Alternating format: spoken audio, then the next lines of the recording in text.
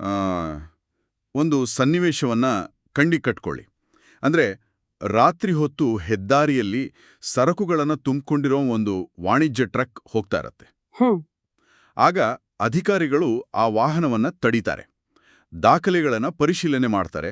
ಅಲ್ಲಿ ಏನೋ ಸಣ್ಣ ತಾಂತ್ರಿಕ ದೋಷ ಅಥವಾ ಕಾಗದ ಪತ್ರಗಳ ಕೊರತೆ ಇದೆ ಅನ್ನೋ ಕಾರಣ ಕೊಡ್ತಾರೆ. ಹೌದು, ಇದು ಸಾಮಾನ್ಯವಾಗಿ ನಡೆಯುವ ಪ್ರಕ್ರಿಯೆ. ನಿಜ. ಆದರೆ ಕಾನೂನಿನ ಚೌಕಟ್ಟಿನಲ್ಲಿ ನೋಡಿದ್ರೆ ಆ ಸಣ್ಣ ತಪ್ಪು ಬಹುಶಃ ಕೆಲವು ಸಾವಿರ ರೂಪಾಯಿಗಳ ದಂಡಕ್ಕೆ ಮಾತ್ರ ಅರ್ಹ ಆಗಿರ್ಬೋದಲ್ವಾ?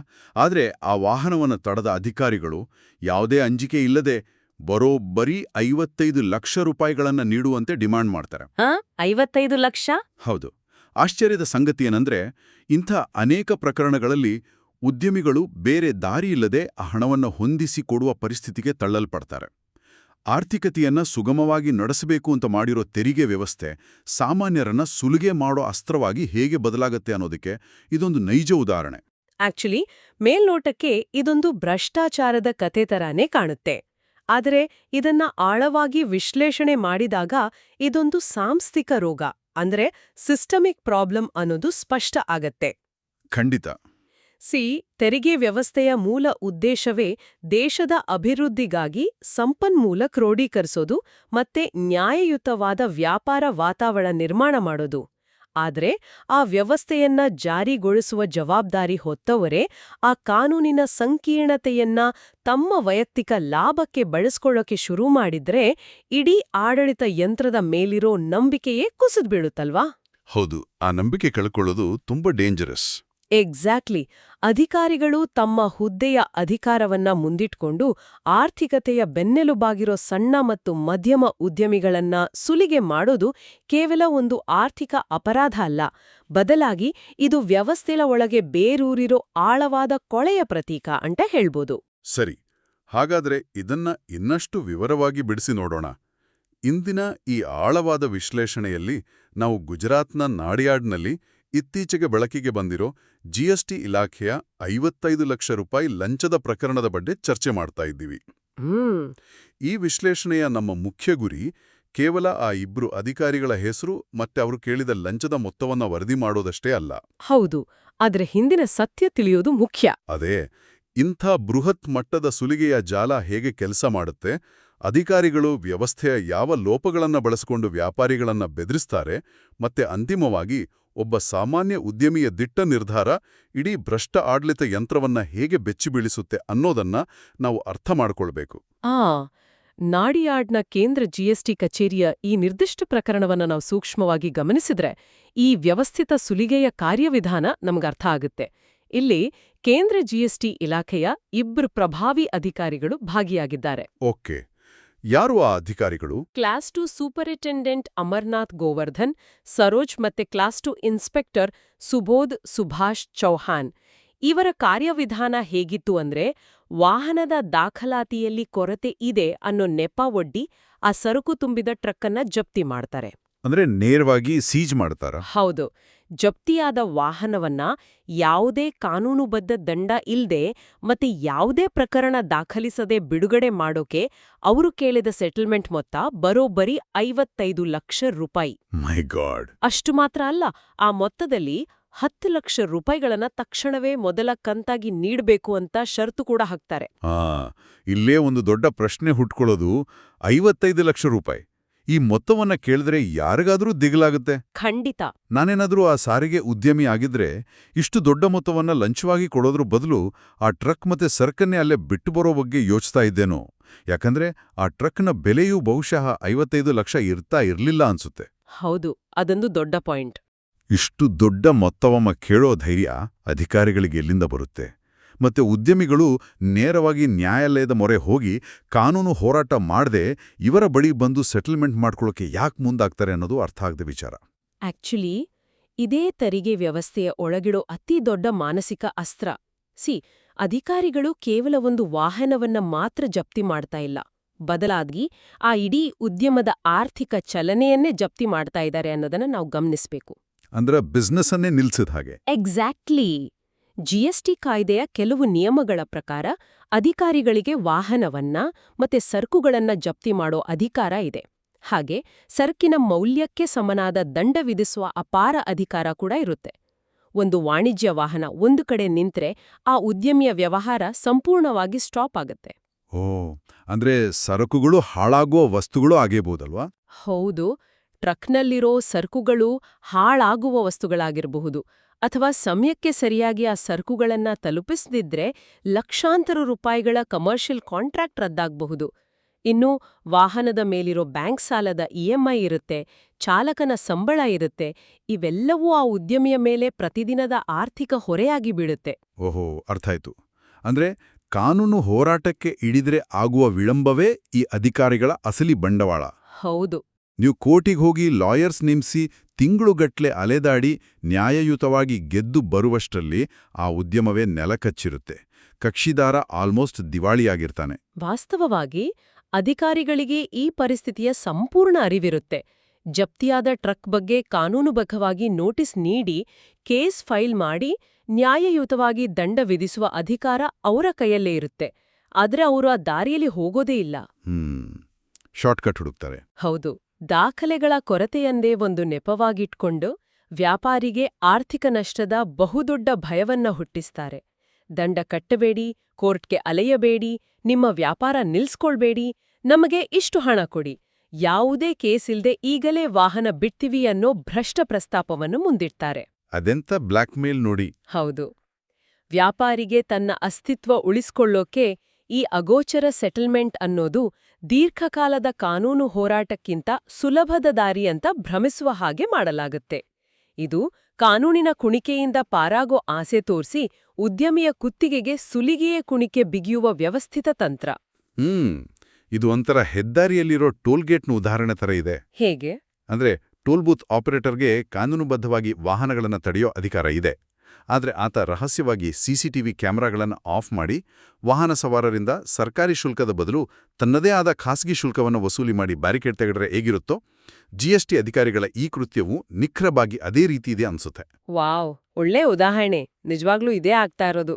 ಕಾನೂನಿನ ಸಮವಸ್ತ್ರ ಧರಿಸಿದ ಮಾತ್ರಕ್ಕೆ ಇದು ಅಧಿಕೃತ ಪ್ರಕ್ರಿಯೆ ಆಗೋದಿಲ್ಲ. ಬದಲಾಗಿ ಇದೊಂದು ವ್ಯವಸ್ಥಿತ ಬ್ಲ್ಯಾಕ್ಮೈಲ್. ಅದರಲ್ಲೂ ಮೊದಲ ಕಂತಾಗಿ ತಕ್ಷಣವೇ 10 ಲಕ್ಷ ರೂಪಾಯಿ ನೀಡಬೇಕು ಅನ್ನೋ ಆರ್ಡರ್ ನೋಡಿದ್ರೆ ಈ ವ್ಯವಸ್ಥೆಯಲ್ಲಿ ತಮ್ಮನ್ನ ಯಾರೂ ಪ್ರಶ್ನೆ ಮಾಡಲ್ಲ ಅನ್ನೋ ಅಹಂಕಾರ ಅಧಿಕಾರಿಗಳಲ್ಲಿ ಎಷ್ಟು ಆಳವಾಗಿ ಬೇರೂರಿದೆ ಅನ್ನೋದು ಸ್ಪಷ್ಟ ಆಗುತ್ತೆ.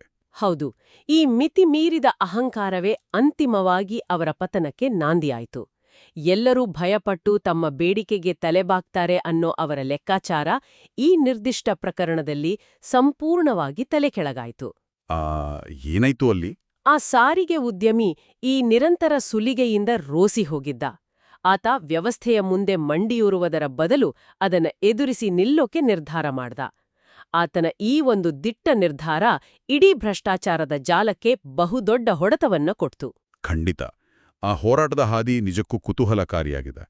ಏಪ್ರಿಲ್ 19, 2026ರಂದು ನಡೆದ ಆ ಕಾರ್ಯಾಚರಣೆಯ ವಿವರಗಳನ್ನು ನೋಡಿದ್ರೆ ಸಾಮಾನ್ಯ ಪ್ರಜೆಯೊಬ್ಬ ಒಂದು ಸರಿಯಾದ ಹೆಜ್ಜೆ ಇಟ್ರೆ ಏನೆಲ್ಲ ಸಾಧ್ಯ ಅನ್ನೋದಕ್ಕೆ ಇದೊಂದು ಬೆಸ್ಟ್ ಎಕ್ಸಾಂಪಲ್. ಹೌದು. ಉದ್ಯಮಿ ನೇರವಾಗಿ ಭ್ರಷ್ಟಾಚಾರ ನಿಗ್ರಹ ದಳ ಅಂದ್ರೆ ಎಸಿಬಿಯ ಟೋಲ್ ಫ್ರೀ ನಂಬರ್ 1064ಗೆ ಕರೆ ಮಾಡಿ ಈ ಸುಲಿಗೆಯ ಬಗ್ಗೆ ದೂರು ನೀಡ್ತಾನೆ.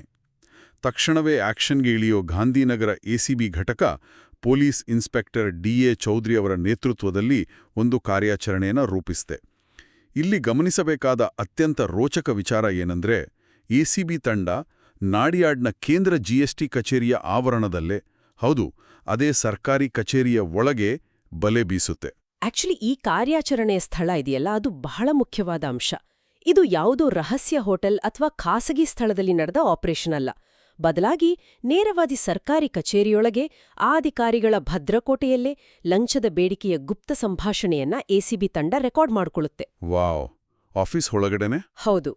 ಅಂತಿಮವಾಗಿ ಉದ್ಯಮಿಯಿಂದ 10 ಲಕ್ಷ ರೂಪಾಯಿಗಳ ಮೊದಲ ಕಂತನ ರಿಸೀವ್ ಮಾಡುವಾಗಲೇ ಅಮರ್ನಾಥ್ ಸರೋಜ್ ಮತ್ತೆ ಸುಬೋಧ್ ಚೌಹಾನ್ ಇಬ್ರು ರೆಡ್ ಹ್ಯಾಂಡ್ ಆಗಿ ಸಿಕ್ಬೀಳ್ತಾರೆ. ತಾವೇ ಕಟ್ಟಿದ ಸಾಮ್ರಾಜ್ಯದಲ್ಲಿ ತಾವೇ ಅಜೇರು ಅಂದುಕೊಂಡಿದ್ದ ಅಧಿಕಾರಿಗಳಿಗೆ ಇದೊಂದು ಅನಿರೀಕ್ಷಿತ ಆಘಾತ. ಕಚೇರಿಯ ಒಳಗೆ ಕುಳಿತು 55 ಲಕ್ಷದಷ್ಟು ದೊಡ್ಡ ಮೊತ್ತದ ಡೀಲ್ ಮಾಡುವಷ್ಟು ನಿರ್ಭಯತೆ ಅವರಿಗಿತ್ತು ಅಂದ್ರೆ ಇದು ಅವ್ರು ಮಾಡ್ತಾ ಇರೋ ಮೊದಲನೇ ಸುಲಿಗೆ ಖಂಡಿತ ಆಗಿರ್ಲಿಕ್ಕಿಲ್ಲ ಅನ್ಸುತ್ತೆ. ಖಂಡಿತವಾಗ್ಲೂ ಅಲ್ಲ. ವ್ಯವಸ್ಥೆಯಲ್ಲಿ ಯಾವುದೇ ಅಂಜಿಕೆ ಇಲ್ಲದೆ ಇಷ್ಟು ದೊಡ್ಡ ಮೊತ್ತವನ್ನ ಕೇಳೋಕೆ ಒಂದು ದೊಡ್ಡ ಹಿನ್ನೆಲೆ ಇರಬೇಕು. ಎಸಿಬಿ ಅಧಿಕಾರಿಗಳು ಕೂಡ ತಮ್ಮ ತನಿಖೆಯಲ್ಲಿ ಇದೇ ಅನುಮಾನವನ್ನ ವ್ಯಕ್ತಪಡಿಸಿದ್ದಾರೆ. ಹೌದು, ತನಿಖಾ ಸಂಸ್ಥೆಗಳ ಈ ಅನುಮಾನ ಈ ಪ್ರಕರಣದ ಅತ್ಯಂತ ಗಂಭೀರವಾದ ಮುಖವನ್ನ ನಮ್ಮ ಮುಂದೆ ಇಡುತ್ತೆ. ಇದೊಂದು ಪ್ರತ್ಯೇಕ ಪ್ರಕರಣ ಅಥವಾ ಇಬ್ಬರು ಅಧಿಕಾರಿಗಳು ಇದ್ದಕ್ಕಿದ್ದಂತೆ ದುಡ್ಡಿನ ಆಸೆಗೆ ಬಿದ್ದು ಮಾಡಿದ ತಪ್ಪಲ್ಲ.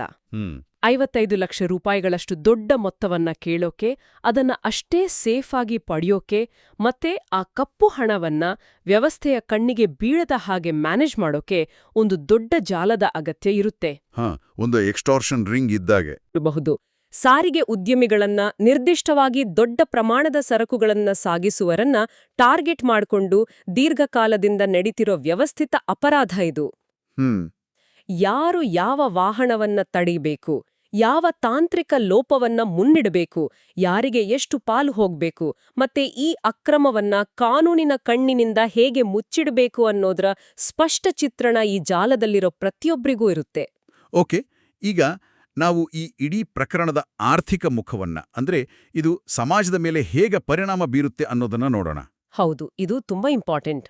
ಈ ಲಂಚದ ಪ್ರಕರಣ ಕೇಳಿದಾಗ ಅನೇಕ ಸಾಮಾನ್ಯ ಜನರಿಗೆ ಇದು ಕೇವಲ ಒಬ್ಬ ಶ್ರೀಮಂತ ಉದ್ಯಮಿ ಮತ್ತೆ ಇಬ್ಬರು ಭ್ರಷ್ಟ ಅಧಿಕಾರಿಗಳ ನಡುವಿನ ಸಮಸ್ಯೆ ಅಂತ ಅನಿಸ್ಬೋದು. ನಮಗೂ ಇದಕ್ಕೂ ಏನು ಸಂಬಂಧ, ನಾವು GST ಕಚೇರಿಗೆ ಹೋಗಲ್ಲ, ನಾವು ಯಾವುದೇ ಟ್ರಕ್ ಓಡಿಸಲ್ಲ ಅಂತ ಅಂದ್ಕೊಳ್ಬೋದು. ನಿಜ, ಬಹಳಷ್ಟು ಜನ ಹಾಗೆ ಅಂದ್ಕೊಳ್ತಾರೆ. ಆದರೆ ಆ ಟ್ರಕ್ ಬಿಡಿಸೋಕೆ ಡಿಮ್ಯಾಂಡ್ ಆದ ಆ 55 ಲಕ್ಷ ರೂಪಾಯಿಗಳು ಕೊನೆಗೆ ಮಾರುಕಟ್ಟೆಯಲ್ಲಿ ದಿನಸಿ, ತರಕಾರಿ ಅಥವಾ ಇತರ ಅಗತ್ಯ ವಸ್ತುಗಳನ್ನು ಕೊಳ್ಳುವ ಸಾಮಾನ್ಯ ಗ್ರಾಹಕನ ಜೇಬಿಗೆ ಹೇಗೆ ಕತ್ತರಿ ಹಾಕುತ್ತೆ? ಈ ಭ್ರಷ್ಟಾಚಾರದ ಅಸಲಿ ಬೆಲೆಯನ್ನ ಯಾರು ತೆರೆತಿದ್ದಾರೆ? ಆಕ್ಚುಲಿ ಇದೇ ಆರ್ಥಿಕತೆಯ ಅಗೋಚರ ಸತ್ಯ. ಇದನ್ನ ನಾವು ವಿಶಾಲ ದೃಷ್ಟಿಕೋನದಿಂದ ನೋಡ್ಲೇಬೇಕು. ನಾವು ಮೂಲ ವರದಿಗಳನ್ನ ಗಮನಿಸಿದರೆ ಈ ರೀತಿಯ ವ್ಯವಸ್ಥಿತ ಭ್ರಷ್ಟಾಚಾರದಿಂದಾಗುವ 4 ಪ್ರಮುಖ ದುಷ್ಪರಿಣಾಮಗಳನ್ನ ಸ್ಪಷ್ಟವಾಗಿ ಗುರುತಿಸಲಾಗಿದೆ. ಆ 4 ಪರಿಣಾಮಗಳು ಯಾವುವು? ಮೊದಲನೇದು ಮತ್ತೆ ಪ್ರತಿಯೊಬ್ಬರಿಗೂ ನೇರವಾಗಿ ತಟ್ಟುವ ಪರಿಣಾಮ ಅಂದ್ರೆ ಆರ್ಥಿಕ ಹೊರೆಯ ವರ್ಗಾವಣೆ. ಇದನ್ನ ಎಕನಾಮಿಕ್ ಟರ್ಮ್ಸ್ನಲ್ಲಿ ಅಗೋಚರ ತೆರಿಗೆ ಅಥವಾ ಇನ್ವಿಸಿಬಲ್ ಟ್ಯಾಕ್ಸ್ ಅಂತ ಕರೀಬೋದು. ಉದಾಹರಣೆಗೆ, ಆ ಉದ್ಯಮಿ 55 ಲಕ್ಷ ರೂಪಾಯಿ ಲಂಚವನ್ನ ತನ್ನ ಸ್ವಂತ ಉಳಿತಾಯದಿಂದ ಖಂಡಿತ ಕೊಡಲ್ಲ. ಹೌದು. ಆತನ ಪಾಲಿಗೆ ಅದೊಂದು ಅನಿರೀಕ್ಷಿತ ವ್ಯಾಪಾರದ ವೆಚ್ಚ ಆಗಿರುತ್ತೆ. ಆ ನಷ್ಟವನ್ನ ಸರಿದೂಗಿಸೋಕೆ ಆತ ತನ್ನ ಸಾರಿಗೆ ಶುಲ್ಕವನ್ನ ಅಂದ್ರೆ ಟ್ರಾನ್ಸ್ಪೋರ್ಟೇಷನ್ ಕಾಸ್ಟನ್ನ ಹೆಚ್ಚಿಸ್ತಾನೆ. ಅಂದ್ರೆ ಆ ಟ್ರಕ್ನಲ್ಲಿ ಸಾಗಣೆಯಾಗ್ತಾ ಇರೋ ಕಟ್ಟಡ ನಿರ್ಮಾಣದ ವಸ್ತುಗಳಿರ್ಬೋದು ಅಥವಾ ದೈನಂದಿನ ಬಳಕೆಯ ದಿನಸಿ ವಸ್ತುಗಳಿರ್ಬೋದು, ಆ ಸರಕುಗಳ ಮೂಲ ಬೆಲೆಗೆ ಈ ಸಾರಿಗೆ ವೆಚ್ಚವೂ ಸೇರ್ಪಡೆ ಆಗುತ್ತೆ ಅಲ್ವಾ? ನಿಖರವಾಗಿ. ಸಾರಿಗೆ ವೆಚ್ಚ ಹೆಚ್ಚಾದಾಗ ಸರಕುಗಳನ್ನ ಉತ್ಪಾದಿಸುವ ಕಂಪನಿ ಅಥವಾ ಹೋಲ್ಸೇಲ್ ವ್ಯಾಪಾರಿ ಆ ವಸ್ತುಗಳ ಬೆಲೆಯನ್ನ ಜಾಸ್ತಿ ಮಾಡ್ತಾನೆ. ಅಂತಿಮವಾಗಿ ರಿಟೇಲ್ ಮಾರುಕಟ್ಟೆಯಲ್ಲಿ ಆ ವಸ್ತುಗಳನ್ನ ಕೊಳ್ಳುವ ಸಾಮಾನ್ಯ ಗ್ರಾಹಕ ತನಗೆ ಅರಿವಿಲ್ಲದೆಯೇ ಆ 55 ಲಕ್ಷ ಲಂಚದ ಒಂದು ಸಣ್ಣ ಭಾಗವನ್ನ ಪಾವತಿಸ್ತಾ ಇರ್ತಾನೆ. ಇದು ಬಹಳ ಆತಂಕಕಾರಿ ವಿಚಾರ. ಹೌದು. ಭ್ರಷ್ಟಾಚಾರದ ಕಪ್ಪು ಹಣ ಹುಟ್ಟೋದು ಬೇರೆಲಿಂದಲೂ ಅಲ್ಲ, ಅದು ನೇರವಾಗಿ ಸಾಮಾನ್ಯ ಜನರ ಜೇಬಿನಿಂದಲೇ ಕದಿಯಲ್ಪಡುವ ಹಣ. ಅಂದ್ರೆ ನಾವು ಮಾರುಕಟ್ಟೆಯಲ್ಲಿ ಕೊಡುವ ಪ್ರತಿಯೊಂದು ರೂಪಾಯಲ್ಲೂ ಇಂಥ ಭ್ರಷ್ಟಾಚಾರಿಗಳ ಭವ್ಯ ಜೀವನದ ಪಾಲು ಸೇರಿರುತ್ತೆ ಅನ್ನೋದು ನಮಗೆ ಗೊತ್ತೇ ಇರೋದಿಲ್ಲ. ಇನ್ನು ವರದಿಯಲ್ಲಿ ಉಲ್ಲೇಖವಾಗಿರೋ ಇತರ ಪರಿಣಾಮಗಳ ಬಗ್ಗೆ ಹೇಳೋದಾದ್ರೆ, ಪ್ರಾಮಾಣಿಕ ವ್ಯವಹಾರಗಳಿಗಾಗೋ ಅನ್ಯಾಯದ ಬಗ್ಗೆಯೂ ಚರ್ಚಿಸಲಾಗಿದೆ ಅಲ್ವಾ? ಹೌದು. ಮಾರುಕಟ್ಟೆಯ ಸಮತೋಲನವನ್ನ ಹಾಳು ಮಾಡುವುದು ಇದರ ಎರಡನೇ ಪರಿಣಾಮ. ಎಲ್ಲಿ ನಿಯಮಬಾಹಿರ ವ್ಯವಹಾರಗಳಿಗೆ ಭ್ರಷ್ಟ ಅಧಿಕಾರಿಗಳಿಂದ ಮನ್ನಣೆ ಸಿಗುತ್ತೋ ಅಲ್ಲಿ ಪ್ರಾಮಾಣಿಕವಾಗಿ ತೆರಿಗೆ ಕಟ್ಟಿ ಎಲ್ಲ ದಾಖಲೆಗಳನ್ನ ಸರಿಯಾಗಿಟ್ಕೊಂಡು ವ್ಯಾಪಾರ ಮಾಡೋರ್ಗಿಂತ ಅಧಿಕಾರಿಗಳ ಜೊತೆ ಇಂಥ ಸೆಟಲ್ಮೆಂಟ್ ಮಾಡಿಕೊಳ್ಳುವ ಭ್ರಷ್ಟ ವ್ಯಾಪಾರಿಗಳಿಗೆ ವ್ಯವಸ್ಥೆಯಲ್ಲಿ ಹೆಚ್ಚು ಲಾಭ ಸಿಗುತ್ತೆ. ಪ್ರಾಮಾಣಿಕರಿಗೆ ಬೆಲೆನೇ ಇರಲ್ಲ. ನಿಜ. ಇದರಿಂದ ಮಾರುಕಟ್ಟೆಯ ಸ್ಪರ್ಧಾತ್ಮಕತೆಯೇ ಹಾಳಾಗುತ್ತೆ ಮತ್ತೆ ಪ್ರಾಮಾಣಿಕರು ಹಿನ್ನಡೆ ಅನುಭವಿಸ್ತಾರೆ. ಇನ್ನು ಮೂರನೆಯದಾಗಿ ಸಾಂಸ್ಥಿಕ ನಂಬಿಕೆ ದ್ರೋಹ. GST ಇಲಾಖೆಯಂಥ ಬೃಹತ್ ಸಂಸ್ಥೆಯಲ್ಲಿ ಹಗಲಿರುಳು ಪ್ರಾಮಾಣಿಕವಾಗಿ ದಕ್ಷತೆಯಿಂದ ಕೆಲಸ ಮಾಡೋ ಅನೇಕ ಅಧಿಕಾರಿಗಳಿರ್ತಾರೆ. ಹೌದು, ಎಲ್ಲರೂ ಕೆಟ್ಟವರಾಗಿರಲ್ಲ. ಅದೇ. ಆದ್ರೆ ಇಂಥ ಕೆಲವು ಭ್ರಷ್ಟ ಅಧಿಕಾರಿಗಳ ಕೃತ್ಯಗಳು ಇಡೀ ಇಲಾಖೆಗೆ ಮತ್ತೆ ಆ ಪ್ರಾಮಾಣಿಕ ಅಧಿಕಾರಿಗಳ ಶ್ರಮಕ್ಕೆ ಮಸಿ ಬಳಿಯುತ್ತವೆ. ಮತ್ತೆ 4ನೇ ಬಹುಮುಖ್ಯ ಪರಿಣಾಮ ಅಂದ್ರೆ ಸಣ್ಣ ಉದ್ಯಮಿಗಳ ಅವನತಿ. ಅಂದ್ರೆ ದೊಡ್ಡ ಉದ್ಯಮಿಗಳಾದ್ರೂ ಹೇಗೋ ಸಾಲ ಮಾಡಿಯೋ ಹೊಂದಾಣಿಕೆ ಮಾಡಿಯೋ ಇಂತಹ ಬೃಹತ್ ಲಂಚದ ಬೇಡಿಕೆಗಳನ್ನು ಪೂರೈಸ್ಬೋದು. ಆದ್ರೆ ಒಬ್ಬ ಸಣ್ಣ ಉದ್ಯಮೆದಾರ ಮೊದಲೇ ಆರ್ಥಿಕ ಮುಗ್ಗಟ್ಟಿನಲ್ಲಿರ್ತಾನೆ. ಆತನಿಗೆ ದಿಢೀರೇನೆ ಇಷ್ಟು ದೊಡ್ಡ ಮೊತ್ತದ ಲಂಚ ಕೇಳಿದ್ರೆ ಆತ ತನ್ನ ವ್ಯವಹಾರವನ್ನೇ ಮುಚ್ಚಬೇಕಾದ ಪರಿಸ್ಥಿತಿ ಬರುತ್ತೆ. ಹೌದು, ಇದು ಬಹಳ ದುರಂತ. ಇದು ಕೇವಲ ಆತನ ಕುಟುಂಬದ ಮೇಲಷ್ಟೇ ಅಲ್ಲ, ಉದ್ಯೋಗ ಸೃಷ್ಟಿ ಮತ್ತೆ ದೇಶದ ಒಟ್ಟು ಆರ್ಥಿಕ ಬೆಳವಣಿಗೆ ಮೇಲೂ ನೇರವಾದ ನಕಾರಾತ್ಮಕ ಪರಿಣಾಮ ಬೀರುತ್ತೆ. ಖಂಡಿತ. ಈ ಎಲ್ಲಾ ಪರಿಣಾಮಗಳನ್ನ ಒಟ್ಟಿಗೆ ನೋಡಿದಾಗ ಒಂದು ಗಂಭೀರವಾದ ಪ್ರಶ್ನೆ ನಮ್ಮುಂದೆ ನಿಲ್ಲುತ್ತೆ. ಇಬ್ಬರು ಅಧಿಕಾರಿಗಳನ್ನ ಎಸಿಬಿ ಬಂಧಿಸಿದ ಮಾತ್ರಕ್ಕೆ ಭ್ರಷ್ಟಾಚಾರದ ಈ ವ್ಯವಸ್ಥಿತ ಜಾಲ ಕೊನೆಗೊಳ್ಳುತ್ತಾ? ಆ, ಬಹುಶಃ ಇಲ್ಲ. ಸರ್ಕಾರದ ಮಟ್ಟದಲ್ಲಿ ನಾವು ತೆರಿಗೆ ವ್ಯವಸ್ಥೆಯನ್ನ ಪಾರದರ್ಶಕ ಮಾಡೋಕೆ ಡಿಜಿಟಲೀಕರಣ ಮಾಡಿದೀವಿ, ಆನ್ಲೈನ್ ಪೋರ್ಟಲ್ಗಳನ್ನ ತಂದಿದೀವಿ ಅಂತ ಹೇಳ್ಕೊಳ್ತೀವಿ. ಆದ್ರೆ ಎಲ್ಲಿವರೆಗೆ ಈ ವ್ಯವಸ್ಥೆಯಲ್ಲಿ ನಿಯಮಗಳನ್ನ ಅರ್ಥೈಸುವ ಮತ್ತು ಜಾರಿಗೊಳಿಸುವ ಹಂತದಲ್ಲಿ ಮಾನವ ಹಸ್ತಕ್ಷೇಪ ಅಂದ್ರೆ ಹ್ಯೂಮನ್ ಇಂಟರ್ವೆನ್ಷನ್ ಇರುತ್ತೋ ಅಲ್ಲಿವರೆಗೂ ಈ ರೀತಿಯ ಸುಲಿಗೆಗಳು ಹೊಸ ಹೊಸ ರೂಪದಲ್ಲಿ ಮುಂದುವರಿಯುತ್ತಲೇ ಇರುತ್ತೆ. ಹೌದು. ಹಾಗಾದ್ರೆ ನಮ್ಮ ವ್ಯವಸ್ಥೆಯನ್ನ ಶುದ್ಧೀಕರಿಸೋಕೆ ಕೇವಲ ತಾಂತ್ರಿಕ ಬದಲಾವಣೆಗಳಷ್ಟೇ ಸಾಕಾ? ತಂತ್ರಜ್ಞಾನವನ್ನ ಎಷ್ಟೇ ಡೆವಲಪ್ ಮಾಡಿದ್ರೂ ಅದನ್ನ ನಿರ್ವಹಿಸುವ ಮನುಷ್ಯನ ಮನಸ್ಥಿತಿ ಮತ್ತೆ ಆತನ ನೈತಿಕ ಹೊಣೆಗಾರಿಕೆಯನ್ನ ಖಚಿತಪಡಿಸುವ ವ್ಯವಸ್ಥೆ ಇಲ್ಲದಿದ್ರೆ ಭ್ರಷ್ಟಾಚಾರವನ್ನ ಬೇರುಸಹಿತ ಕಿತ್ಹಾಕೋದು ಅಸಾಧ್ಯ ಅಲ್ವಾ? ಆ ಪ್ರಶ್ನೆಗೆ ಉತ್ತರ ಕಂಡುಕೊಳ್ಳೋದು ಬಹುಮುಖ್ಯ. ಆದರೆ ಇದೇ ವಿಚಾರವನ್ನ ನಾವು ಮತ್ತೊಂದು ಕೋನದಿಂದಲೂ ಯೋಚಿಸಬೇಕಾಗಿದೆ. ಯಾವ ರೀತಿ? ಕೇವಲ ಮನುಷ್ಯನ ದುರಾಸೆಯನ್ನ ದೂರುವ ಬದಲು ಆ ಅಧಿಕಾರಿಗಳಿಗೆ ಅಡಗಿಕೊಳ್ಳೋಕೆ ನಮ್ಮ ಕಾನೂನುಗಳೇ ಅವಕಾಶ ಮಾಡಿಕೊಡ್ತಾ ಇವೆಯಾ ಅನ್ನೋದು ನನ್ನ ಆಲೋಚನೆ. ಅಂದ್ರೆ ಕಾನೂನಿನ ಲೂಪ್ ಹೋಲ್ಸ್? ಹೌದು. ನನ್ನ ತೆರಿಗೆ ನಿಯಮಗಳು, ಜಿಎಸ್ಟಿ ಕಾಯ್ದೆಗಳು ಮತ್ತೆ ದಾಖಲಾತಿ ಪ್ರಕ್ರಿಯೆಗಳು ಎಷ್ಟು ಸಂಕೀರ್ಣವಾಗಿದವೆಂದ್ರೆ ಒಬ್ಬ ಸಾಮಾನ್ಯ ವ್ಯಾಪಾರಿಗೆ ಅದನ್ನು ಸಂಪೂರ್ಣವಾಗಿ ಅರ್ಥ ಮಾಡ್ಕೊಳ್ಳೋಕ್ಕೆ ಸಾಧ್ಯವೇ ಇಲ್ಲ. ಎಲ್ಲಿಯೋ ಒಂದು ಸಣ್ಣ ತಾಂತ್ರಿಕ ತಪ್ಪು ನಡೆದರೂ ಅಧಿಕಾರಿಗಳು ಇಡೀ ವಾಹನವನ್ನೇ ಜಪ್ತಿ ಮಾಡುವ ಮತ್ತು ಉದ್ಯಮವನ್ನೇ ಸ್ತಬ್ಧಗೊಳಿಸುವ ಅಗಾಧ ಅಧಿಕಾರವನ್ನ ಪಡಿತಾರೆ. ನಿಜ, ಆ ಅಧಿಕಾರವೇ ಸಮಸ್ಯೆಯ ಮೂಲ. ಕಾನೂನಿನ ಈ ಜಟಿಲತೆಯೇ ಈ ಭ್ರಷ್ಟ ಅಧಿಕಾರಿಗಳ ಪಾಲಿಗೆ ಅತಿದೊಡ್ಡ ರಕ್ಷಣಾ ಕವಚವಾಗಿ ಮಾರ್ಪಟ್ಟಿದೆ ಅಂತ ಹೇಳಬಹುದು. ನಿಯಮಗಳು ಎಷ್ಟು ಸಂಕೀರ್ಣವಾಗಿರ್ತವೆಯೋ ಜನರನ್ನ ಹೆದರಿಸಲು ಅದು ಅಷ್ಟು ಸುಲಭದ ಅಸ್ತ್ರ ಆಗುತ್ತೆ. ಒಂದು ವೇಳೆ ಈ ನಿಯಮಗಳು ಮತ್ತು ತೆರಿಗೆ ಪ್ರಕ್ರಿಯೆಗಳನ್ನು ಅತ್ಯಂತ ಸರಳ ಹಾಗೂ ಸ್ಪಷ್ಟಗೊಳಿಸಿದ್ರೆ ವಾಹನಗಳನ್ನು ಸುಖಾಸುಮ್ನೆ ತಡೆಯೋಕೆ ಸಾಧ್ಯವೇ ಆಗಲ್ಲ. ಹೌದು, ಸಿಂಪ್ಲಿಫಿಕೇಶನ್ ಇಸ್ ಕೀ. ಆಗ ಈ ಸೆಟಲ್ಮೆಂಟ್ ಅನ್ನೋ ಮಾಯಾಜಾಲಕ್ಕೆ ಆಸ್ಪದೆ ಇರೋದಿಲ್ವೇನೋ? ವ್ಯವಸ್ಥೆಯ ನಿಯಮಗಳು ಎಷ್ಟು ಜಟಿಲವಾಗಿರ್ತವೆಯೋ ಭ್ರಷ್ಟಾಚಾರಕ್ಕೆ ಅಷ್ಟು ದೊಡ್ಡ ಹೆದ್ದಾರಿ ನಿರ್ಮಾಣ ಆಗುತ್ತೆ ಅನ್ನೋದು ನಾವೆಲ್ಲರೂ ಯೋಚಿಸಬೇಕಾದ ವಿಚಾರ. ಖಂಡಿತ.